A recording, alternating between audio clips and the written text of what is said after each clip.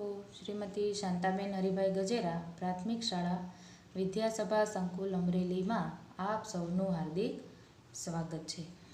हूँ तमारा माटे लई आवी छूं धोरण 6 विषय हिंदी व्याकरण। एमां आपणे जोवानुं छे के पाठ पाठमां एवी रीते आपणे आमां आवे छे गिनती। ज्यारे आपणे पाठ्यपुस्तकमां पण આવી રીતે ગિનતી આવે છે તો એ પણ એક વ્યાકરણનો જ ભાગ છે કે તમારે જે બોલો છો, ઉચ્ચાર કરો છો એ ઉચ્ચાર વ્યવસ્થિત થવો જોઈએ। જેમ કે અહીંયા લખ્યું છે पढ़िए और ध्यान में रखिए। तो यहाँ हमने आपने તમે જ્યારે 5મા ધોરણમાં હતા ત્યારે 5મા ધોરણમાં તમે 1 થી અને 50 હિન્દી ગિનતી તમને આવડતી જ હશે। तो આપણે 6ठा ધોરણમાં અત્યારે 51 થી 100 સુધીની આપણે અહીંયા ગિનતી આવે છે।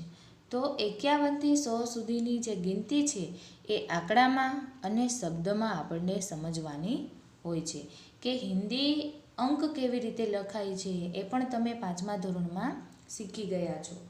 તો આપણે અહીંયા હિન્દીમાં અને અંકમાં અંક અને હિન્દી બંને આપણે સમજવાના છે કે 51 છે તો 51 કેવી રીતે લખાય છે, અંકમાં કેમ લખાય છે, 51 ને આપણે હિન્દી શબ્દ કેવી રીતે લખી શકીએ એ પણ આપણે સમજવાની વાત છે અને પણ સમજવાનું પણ છે। અને ઘરે તમારે આ 51 થી 100 સુધીના પણ લખવાના છે। તમે જો 5મામાં 1 થી અને 50 જે આપણે હિન્દીમાં આવતી જે ગિનતી છે તમને યાદ હોય તો તમે 1 થી 50 લખી અને પછી આ 51 થી 100 સુધીની ગિનતી તમે લખી શકો છો। તો એમાં પહેલું છે 51। આપણે ગુજરાતીમાં 51 કહીએ છીએ તો હિન્દીમાં આપણે 51 આપણે કહી શકીએ। हिंदी में આપણે 51 કહેવાનું હોય છે। तो उसके बाद आता है 52। तो यहाँ अंक में कैसे लिखा है और हमने यहाँ हिंदी शब्द में कैसे लिखा है वो आपको खास देखना है और समझना भी है। तो उसके बाद आता है 53। 53 तो हिंदी में हमने क्या लिखा है 53, हिंदी में बोलते हैं 53। फिर आता है 54। तो 54 ने આપણે हिंदीમાં બોલશું 54। उसके बाद आता है 55। तो हिंदी में लखिए આપણે 55। उसके बाद आता है 56। तो हिंदी में फिर ऐसे ही लिखते हैं 56। उसके बाद 57। तो वह दोनों शब्द सेम ही है कि 57। उसके बाद आता है 58। तो हिंदी में भी हमने शब्द जो लिखा है वह गुजराती शब्द जैसा भी लिखा है कि 58। और आता है 49।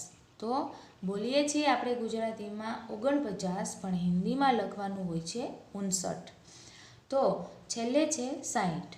तो आपणे हिंदीमां शुं लखीशुं तो के 60। तो ऐसे 51 से 60 तक की गिनती हम लिख सकते हैं। उसके बाद देखते हैं तो 61।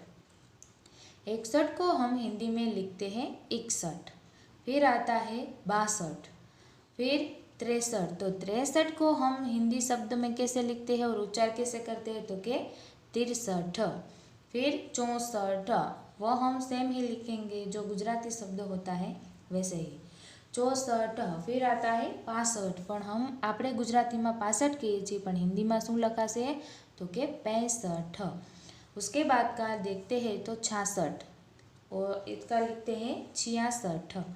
फिर आता है 67 यानी कि 67। फिर आता है 68। उसका सेम ही लिखेंगे हम हिंदी में भी और गुजराती में 68। फिर आता है 69। तो गुजराती में જ્યારે ये शब्द आवे छे त्यारे 69 आवे छे અને અહીંયા લખ્યું છે આપણે हिंदीમાં 69। तो हिंदी में हम इस गिनती को ऐसे लिखते हैं। और आता है 70 पर हिंदी में हमको क्या लिखना है 70।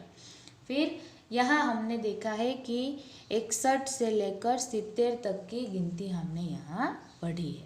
आपको भी लिखना है। जब आप यह वीडियो देखें तो समझ भी साथ में समझे और साथ में आप लिखते भी जाइए। और उसके बाद का हम देखते हैं तो 71 से 80 એટલે કે 80 ને સુધીની ગિનતી। તો પહેલાં આપણે જોશું કે 71, तो આપણે હિન્દીમાં લખ્યું છે 71। फिर आता है 72, तो हिंदी में लख्यू है આપણે 72। फिर आता है 73, तो हिंदी के शब्द द्वारा क्या लिखा जाता है तो कि 73। फिर 74 એટલે કે 74 આપણે કહીએ તો હિન્દીમાં 74। પછી આવે છે 75, तो हिंदी में આપણે લખીશું 75। फिर आता है 76, तो 76।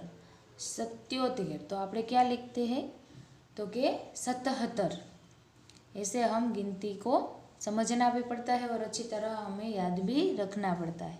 उसके बाद का आता है 78 यानी कि 78। फिर आता है 89, तो हमें 89 नहीं सॉरी, यहाँ हमने लिखना है 79, तो यहाँ हमने हिंदी में लिखा है 79। फिर आता है 80, 80 की जगह हमने क्या लिखा है 80। तो यहाँ इस तरह 71 से 80 की गिनती हमें याद रखनी है और इस तरह लिखनी है। फिर आता है 81 થી લઈને 90 સુધીના કે તમને ગુજરાતીના એકડા તો તમને આવડે છે, પણ હિન્દીમાં તમે હિન્દી गिनती તમને કેવી રીતે આવડે છે એ તમારે લખી અને પ્રેક્ટિસ કરી અને સમજવાનું છે। તો 81નું આપણે હિન્દીમાં લખશું 81। फिर 82 का लिखते हैं वैसा ही शब्द जैसा गुजराती में लिखता है, पर हमें यहाँ लिपि द्वारा लिखनी है तो 82। फिर आता है 83, तो हिंदी में लिखना है 83। फिर आता है 84, तो हमें हिंदी में लिखना है 84। इस तरह हमें गिनती लिखनी है। फिर आता है 86, तो हमें हिंदी भाषा में लिखनी है 86। फिर 87, तो यहाँ 87। फिर 88, तो આપણે લખશું અહીંયા 88। उसके बाद आता है 89, तो यहाँ हमें लिखना है हिंदी शब्द द्वारा 89। तो उसके बाद आता है 90, तो हिंदी शब्द द्वारा हमें क्या लिखना है तो कि 90। इस तरह हम हिंदी गिनती द्वारा 81 થી લઈને આપણે 90 સુધીના એકડા અહીંયા લખવાના, इनकी गिनती लिखनी है। उसके बाद आता है 91 और 100 की गिनती। तो हमें यहाँ 91, तो 91 यहाँ हिंदी अंक में कैसे लिखे हैं और हिंदी शब्द में कैसे लिखे हैं वह हमको खास देखना है, पढ़ना है और समझना भी है। तो 91 शब्द है, 91 अंक है, उसको शब्द द्वारा कैसे लिखा है तो कि 91 ऐसा हम उच्चार कर सकते हैं। फिर आता है 92, तो हिंदी शब्द द्वारा हमें लिखना है 92। फिर आता है 93, तो हिंदी शब्द द्वारा 93। પછી આવે છે 94, तो उसका हिंदी शब्द 94। पीछे हमको 2 इस गिनती में लिखना है, शब्द द्वारा हमें पीछे 2 लिखना है।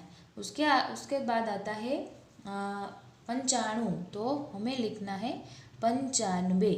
उसके बाद 96, तो हमें लिखना है 96।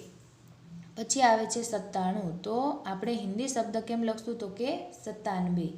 એના પછી 98, तो આપણે हिंदी शब्द द्वारा उच्चार करશું 97। उसके बाद 98 यानी कि 98। उसके बाद आता है 99, तो उसका जो शब्द है उसका उच्चार कैसे करें तो कि 99 એટલે કે 99। और यहाँ अंत में है 1 और यानी कि 100, तो उसका हम हिंदी शब्द भी ऐसे ही लिख सकते हैं 100। तो यहाँ हमने 51 से 100 तक की गिनती का अभ्यास किया। आपको 1 से 50 तक की गिनती आती है। उसके बाद का जो 51 से 100 का जो अंक और शब्द की जो गिनती है उसको आप घर पर या अभ्यास करें। 51 से 60 तक की गिनती लिखिए। पहले तो आपको आती है कि 1 से 50 तक की गिनती आपको आती है, वह लिखकर 51 से 60 तक की गिनती लिखिए। फिर 61 से 70 तक की गिनती लिखिए। 71 से 80 तक की गिनती लिखिए। उसके बाद 81 से 90 तक की गिनती लिखिए और उसके बाद का 51 से 100 तक की गिनती आपको लिखनी है। और घर पर ही आप एक बार 2 बार लिखकर आपको अच्छी तरह से याद रह जाए तो आप यह गिनती अच्छी तरह से पढ़ना और समझना। तो बच्चों, यहाँ आपको मैंने 51 से 100 तक की गिनती की समझ आपको दे दी, यानी कि अंक में और शब्द में भी आपको समझा दिया है।